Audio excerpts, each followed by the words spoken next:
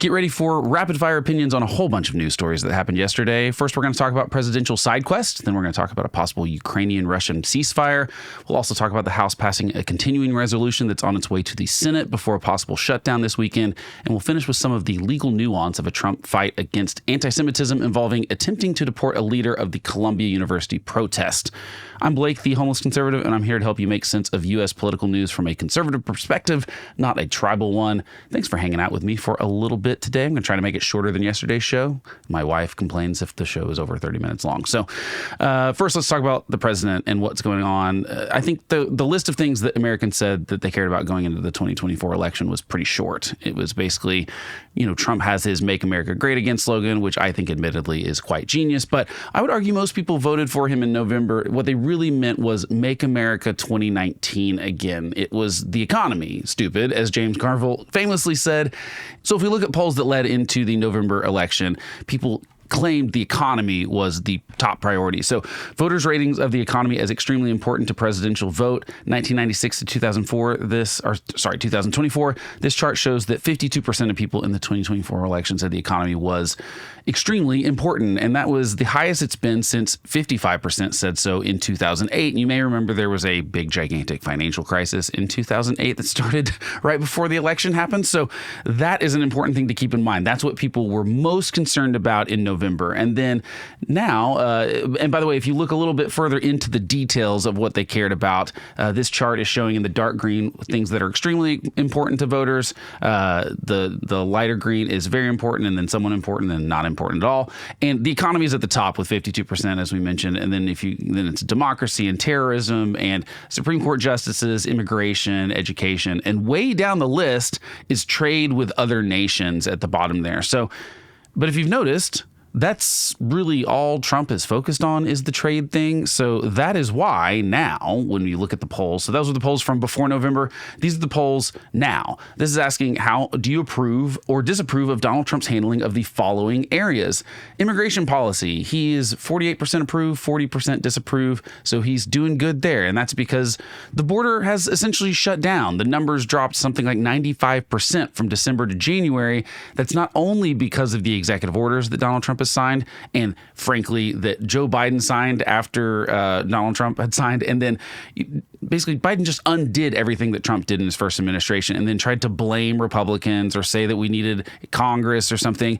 And Donald Trump was right in his speech last week when he said that they just needed another president. They didn't need legislation. And it's true. Look, it's not just the executive orders, but it's also Trump's position towards immigration. People are not quite as welcome as far as Joe Biden was a little bit saying, come on in, the water's fine. And Donald Trump is not doing that. So on immigration, Trump is doing great. This is not people just souring on Trump because the media is mean to him. They clearly can see that the border is different and better and what they want, and they want some sort of system to be in place, and they approve of them. But then if you go a little further down, the economy, he is approving 37%, disapprove 48%. He is way underwater on the economy.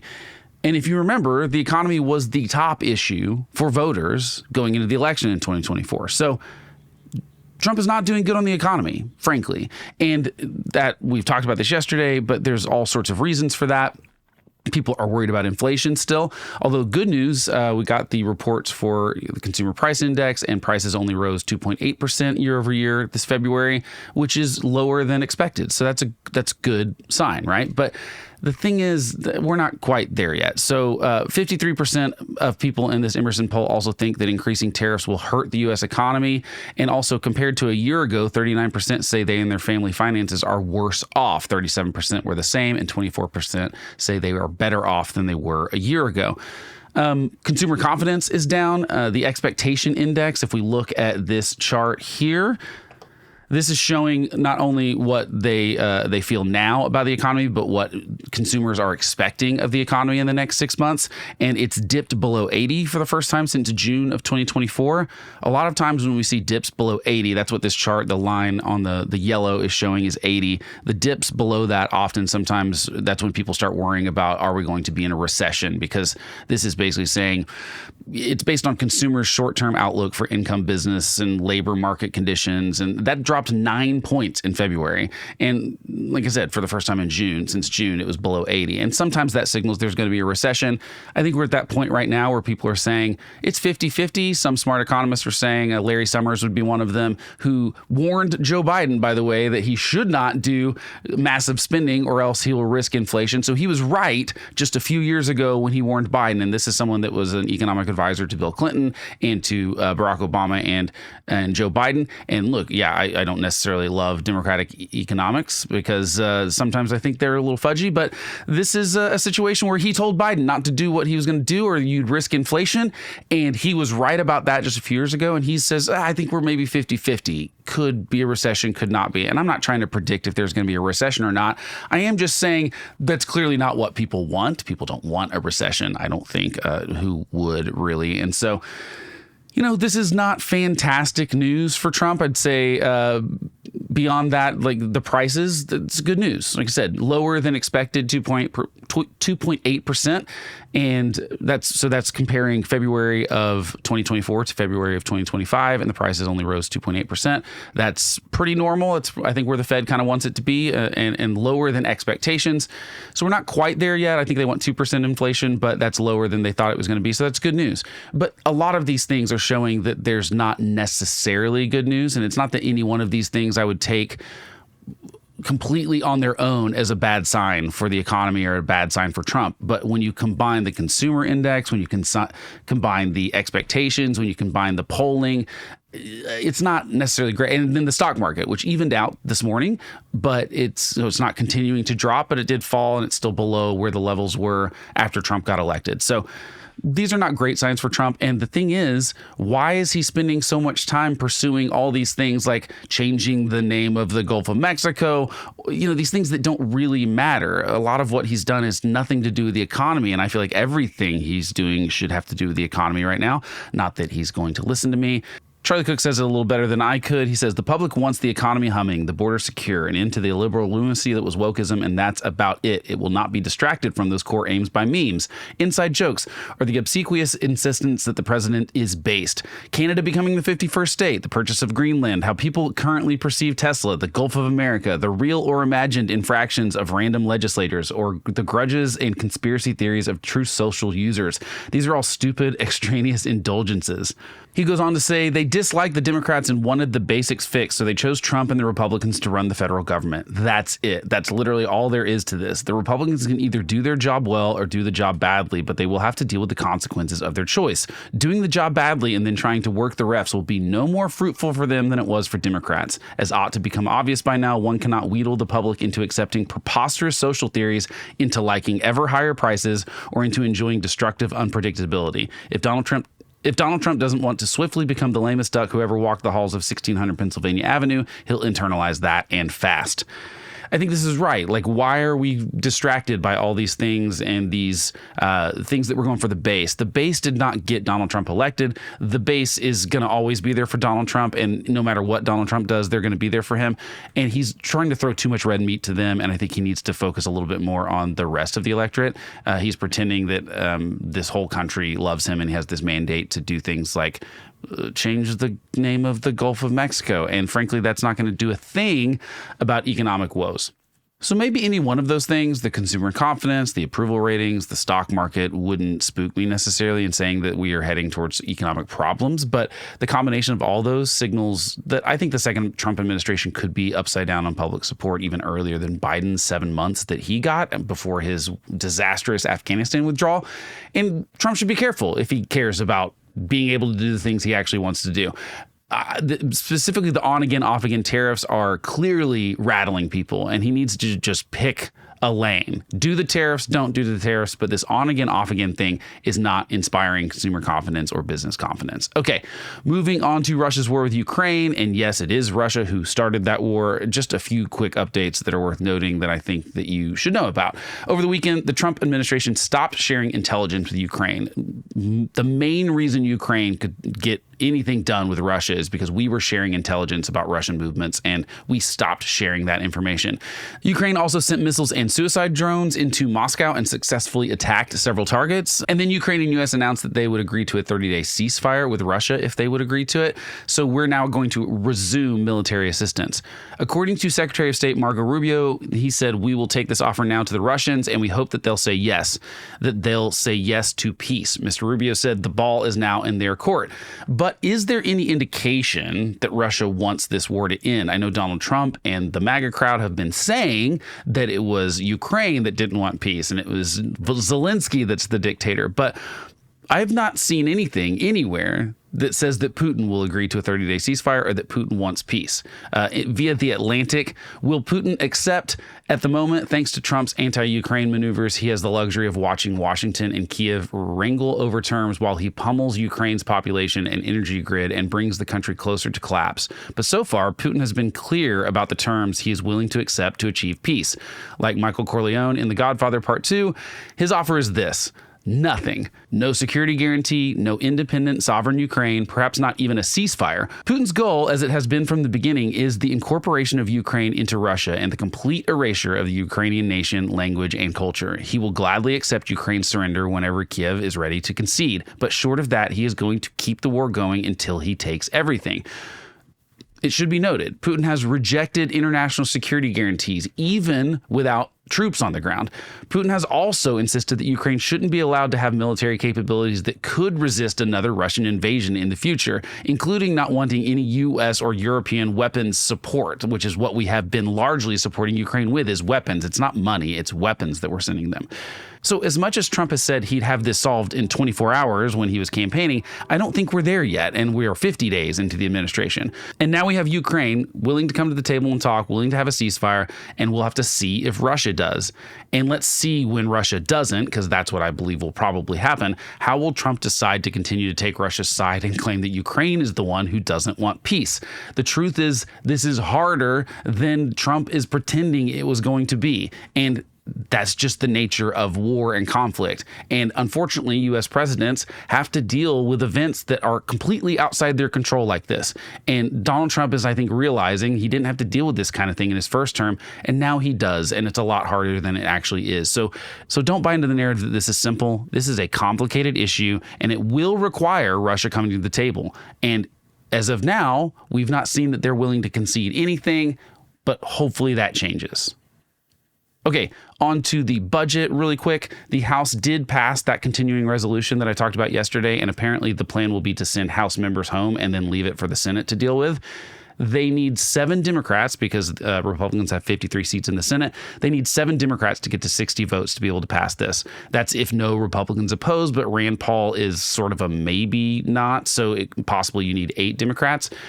Here's the thing I feel like I need to call out about this. Mike Johnson said in December, while similarly kicking this budgetary can down the road till March, that he wanted to only kick this till March so that Donald Trump could be part of it, as he would be inaugurated by that point. But remember that Republicans have passed no appropriations bills in the meantime. So this was a can that got kicked down the road in October, and then it got kicked down the road again in December to March. And it was with the promise of Donald Trump will have something to say about this budget, and then we will pass a real budget. But they're just doing the same thing. This is still 2024's budget when Democrats were in control of the Senate. So I'm not terribly convinced that Congress is doing their job so much better now than they were before. Thomas Massie was a no vote in the House, and he said, when people asked if he was going to vote for it, unless I get a lobotomy Monday that causes me to forget what I've witnessed the past 12 years, I'll be a no vote on the CR this week. And Trump, of course, has attacked Massie for not supporting it, and he has threatened to find someone to challenge him in the next primary. So I don't like to make predictions, but I assume that this will get passed, and there's a couple of reasons. One, Democrats essentially passed this budget in 2024, right? Democrats controlled the Senate at the time, and Republicans did have a majority in the House when it was passed. That's why Kevin McCarthy got fired, if you'll remember, for this whole budget kind of thing, for working with Democrats. So the truth is, no one in Congress wants to do their job. No one wants to actually do the appropriations bills. No one wants to talk about the real things that we need to talk about if we want to fix the budget, if we want to actually control the deficit, if we want to control the national debt. No one in Congress, Republicans or Democrats, want to do that. And we just keep kicking this can around. However, there is one difference here. This will be Democrats that have to decide if they are willing to put their foot down and fight Trump on this and be the ones that, no matter what always happens, the party in power is going to force the other party to vote on something at the last minute to avoid a government shutdown. And basically, Congress is just using the shutdown as the threat. There's nothing else. There's no other negotiation tactic. It's just, if you shut the government down, everyone's going to blame your party for doing so. That's what Democrats did to Republicans. Of course, Republicans were kind of willing to shut down the government sometime, which I think was foolish because they always got blamed for it. So Democrats are going to have to make that decision now. They're going to have to decide if they are willing to shut down the government and get the blame for it. Democrats are in such disarray. I'm not sure what they'll do. But what almost always happens over the last couple decades is we talk for weeks leading up to the shutdown. Oh my gosh, the government's going to shut down. It has shut down 3 times in the last 20 years. Most of them were really short, a couple days. One of them was a little bit longer. I believe it was in 2019. That was, again, Republican caused. So we will see what happens, but that's where we are in the budget talks. But it would be nice if we could actually get a normal budget process before fiscal year 2026 starts in October. Again, not holding my breath that Congress is going to try to do their job, though. All right, let's move on to a nuanced legal case, although people are going to quickly come down on one side or the other on this issue. So the Trump administration arrested and is threatening to deport Mahmoud Khalil, a Syrian-born activist who recently graduated from Columbia University and played a major role in the pro-Palestinian, or what I would consider antisemitic, protest on campus last year. A spokesperson for Homeland Security said that he was arrested in support of President Trump's executive orders prohibiting anti-Semitism. She went on to say Khalil led activities aligned to Hamas, a designated terrorist organization.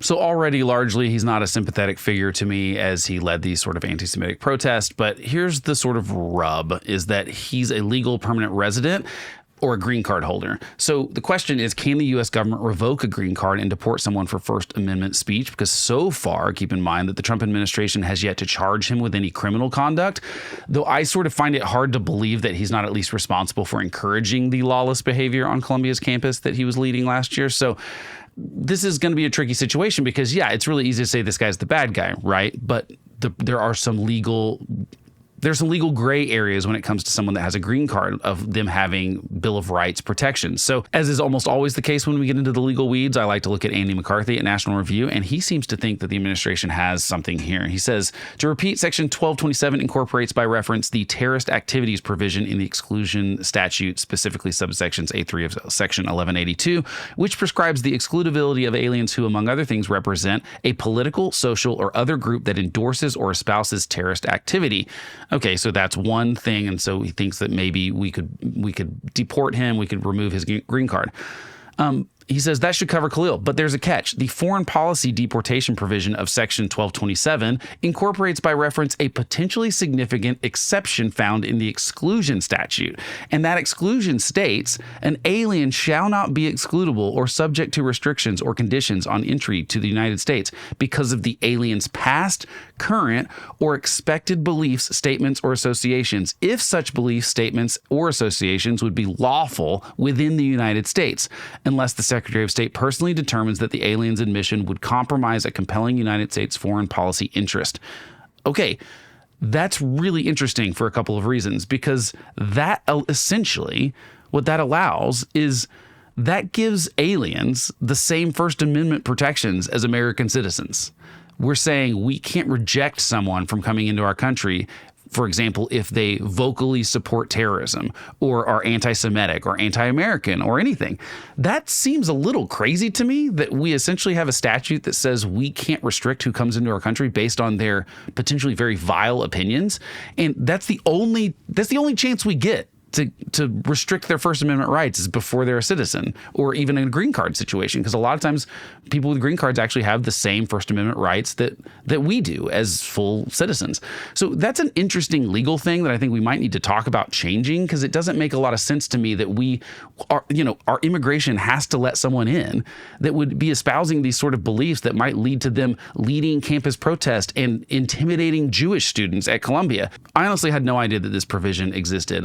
That does not seem right to me. That's the one chance we get to say, you can't come in here, because once they're here and then they start getting work visas and legal permanent residence, we can't do these things anymore. We can't punish them for speech. And then you've got to wait for them to do something criminal to be able to arrest them and deport them potentially.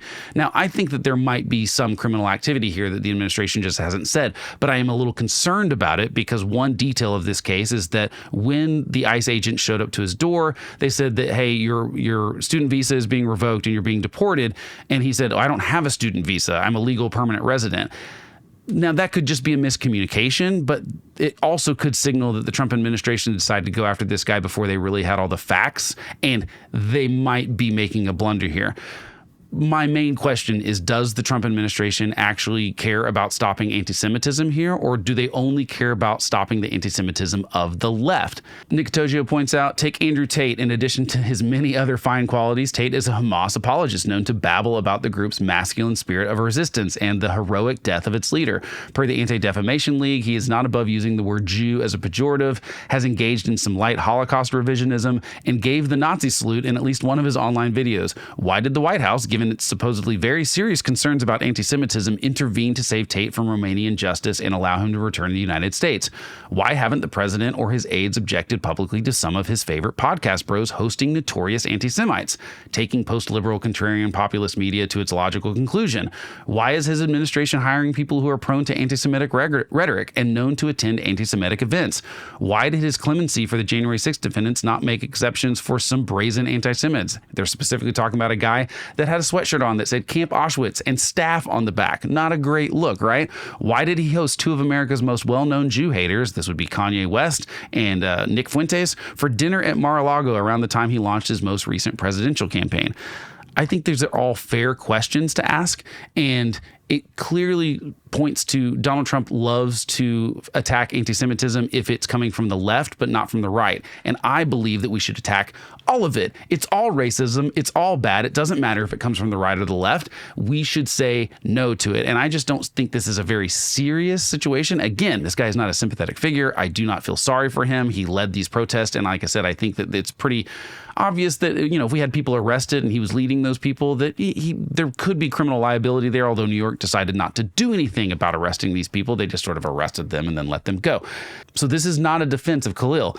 I'd just like to see more evidence about what the administration says he did criminally so that they could deport him. But it seems likely to me that he influenced others to, at the very least, intimidate Jewish students, which is wrong enough on its face, and to do some sort of illegal activities. Because remember, there were arrests, even though New York didn't do anything about it. They just arrested people and let them go. But the Trump administration does need to show proof that the laws governing green card revocation and deporting apply to this guy, and that it isn't strictly confined to his speech behaviors, or I will worry about it. And then, of course, it would be nice for Trump and the right to call out the anti-Semites on the right, too, because there are many. So I hope you feel like you know a little bit more about what mattered from yesterday in U.S. politics. If you want to read more, I have sources that I talked about in the descriptions below, and you can drop your questions about today's news in the comments, and I'll try to answer those tomorrow. I will see you then.